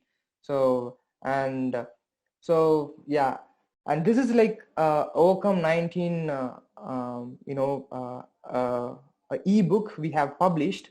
So whatever initiative we did during the lockdown, like young people, children and youth, they will express their talents to art form. We just put it in published those expressions in a booklet, and it also been published in End Violence Against Children website. And I think many of the people all around the world can also access to this booklet. So thank you so much for this opportunity, and thank you the other panelists who just came along with me. Like, I'm just listening to their insights as well. Like, there are a lot of learnings, and thank you so much. Local action, global change. Thank you very much. Thank you, Mr. Kulandai Raj. That was a really effective intervention to address youth mental health problems and also to prevent suicide among youth in Puducherry. So now we are going to answer some of your questions that you have put in the chat box. I will start with this one from our participant, Felipe Gomez Gallo. The question is addressed to Dr. Pender. It's about how we can battle the stigma surrounding mental health. This is such an important topic to talk about as well. So maybe just briefly, Dr. Pender, could you answer this question? Surely. Thank you so much. And I really enjoyed listening to all of the presentations. I've learned a great deal from everyone. Stigma is a form of bias against someone who is different. So that's a kind of, just general definition of what stigma is. It's a negative attitude, and it can just be internal. Somebody has a certain negative attitude about someone else, but doesn't share it and doesn't act on it. And then it can be interpersonal, where the person does act on their bias, and they call the person by a name, a negative, pejorative word. And then it can also be institutionalized, and that's kind of the most insidious. So I realize that we're dealing with individuals who are suffering from discrimination because they have a mental illness or because they're from a certain race or ethnicity or gender. But I think we also want to be aware of the kind of institutionalized stigma that we accept and we don't even think about and we don't question. And I would just encourage everyone to take a good look at what their norms are for their particular region or culture and what they accept. And there are many things that are just not acceptable and many things that are not legal either, but people don't know, they may not know their rights. Just last, on an individual basis, I think the best antidote to stigma is to educate people. It's very hard to have negative feelings about somebody with whom you have some kind of relationship. You know, it's that other person is not the other. So the more known that people are, and so, for example, at some of our meetings, we are including, like we'll have a panel, and we try to always invite a patient who will speak about their experience with that particular illness, so that it isn't frightening, it isn't the unknown, and so that's a way of combating stigma. Thank you. Thank you, Dr. Pender. Let's move on to the next question. This one is from Muzakir Haitami. This is addressed to Dr. Hannah Szlyk. If we're talking about the policy, we talk about the stakeholders' involvement in mental health services, and yet in some places, mental health is not considered yet in policy-making priorities. So how would we deal with such a situation? And that's a really good question, and I think it's really important to get stakeholder involvement. I mean, a lot of it comes down to even just showing people where they're losing money, honestly. That can be a way just to get into the conversation. So in terms of the US, in terms of even just promoting why suicide prevention is so important, a lot of organizations will even show what the economic loss is to the US with all these deaths. So I think, unfortunately, you know, money still speaks. So in terms of, you know, a country or a region losing money due to mental health burden or deaths or, you know, impact on the workforce, or even just, you know, having another generation of people living in that area or country, that's always kind of a way to, you know, to really, I think, grab the attention of stakeholders. And then you do have to kind of think about what are the priorities of your stakeholders as well. And it's really important for us to engage different stakeholders, if they're business people, politicians, you name it, because that's how we end up getting work done that can be sustainable. It's a great question. Thank you, Dr. Szlyk. So the next question comes from Sania. This is for Dr. Lalitha. So how can youth in industries or in the classroom support their peers or acquaintances going through mental health problems? And how can we form an environment where our peers feel comfortable enough to speak up about how they feel and when they seek help? Yeah. Thank you, Karthika, for the question. And see, generally in Indian context, like in classrooms, so the bullying or teasing or if it happens in a very friendly level, that is accepted. But sometimes what happens is, like when it's based on caste or gender, then it becomes an issue. So that kind of teasing or bullying based on caste and gender, that really affects the mental health of the students. So what they do is, like they don't have any other means to express the problem or agony which they are undergoing. So there are some schools, they have a school health counselors, but not all the schools, and especially the government schools, right? So it's really, missing, because the children from underprivileged, group, mostly they prefer government schools. So especially if we see in rural areas, this kind of gender, or caste-based bullying are very much, prominent. So that is really becoming the reason for even children being drop out. So only the possibility is, like making the school environment as a very safe and like secured, in the sense like inclusive approach. So it is only possible through the, like the government efforts, making it, like a stringent, kind of an action, at least to, maybe it's not only the children do with, other children, because they are getting, these kind of, thoughts from their parents, right? So the children should be like given awareness and sensitization. Even the parents, every school has a parent teachers association. Maybe such issues, need to be discussed in the parent teachers, meetings, and there should be a school counselor, and the awareness, especially on these matters, mental health issues, and also treating people, with respect, equality, even right from the early, school times. If that is, inculcated, such issues can be avoided. So that is what I felt.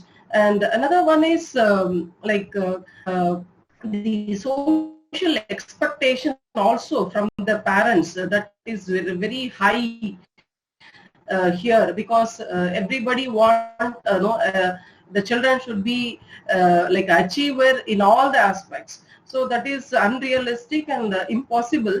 But the parents have huge expectation on their children, so that also become another hindrance, to the children. That is one. The other side, whenever the children or youth from rural areas, when they come to urban centers, always the culture also plays a crucial role, because very many incidences related to suicide that happened in many topmost universities, where the students, those who have got very good mark, merit holders, when they come to cities, they are not able to accustom culture.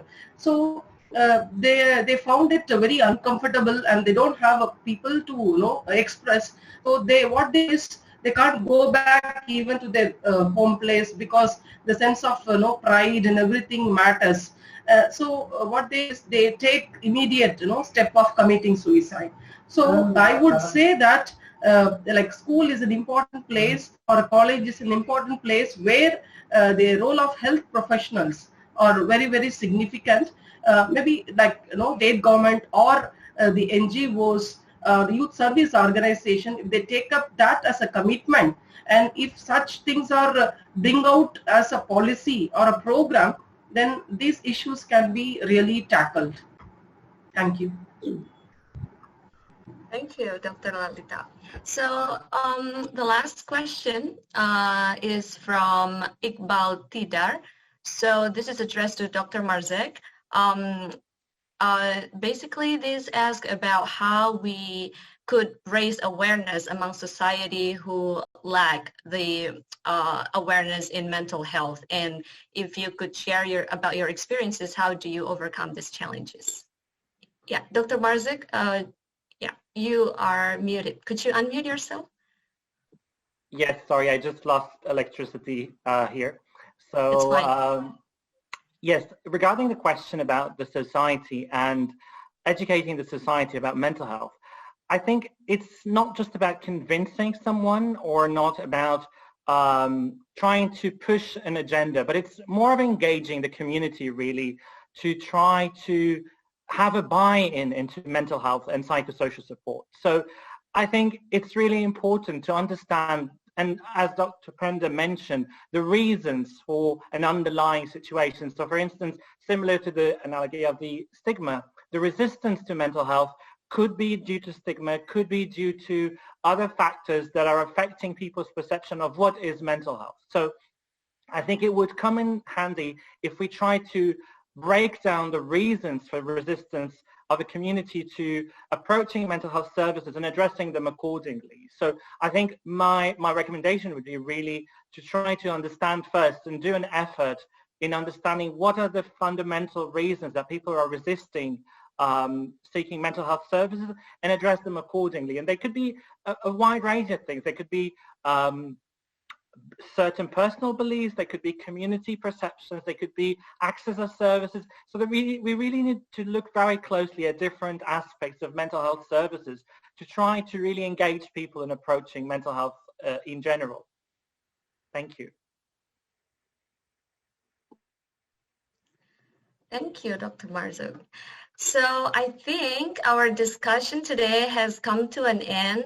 Thank you very much for our panelists and also for our participants today who are very active, and apologies for some of the questions that may not be able to be answered right now, but I will keep the Zoom meeting on if everybody wants to just stay or wish to connect because we are promoting collaboration and also information exchange for future partnerships as possible.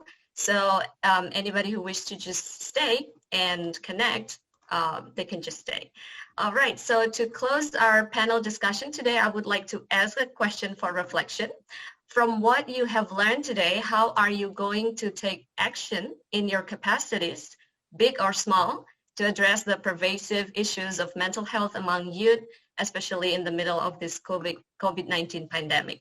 So I am Kartika, and on behalf of my TYCL team, would like to once again say thank you, and I hope to see you again soon. Thank you so much to all the panelists. Thank you. And Vivian and Hannah, Richa, Francis, Dr. Hatem. Hope to have more collaborative initiatives and at the local to global level. Thank you.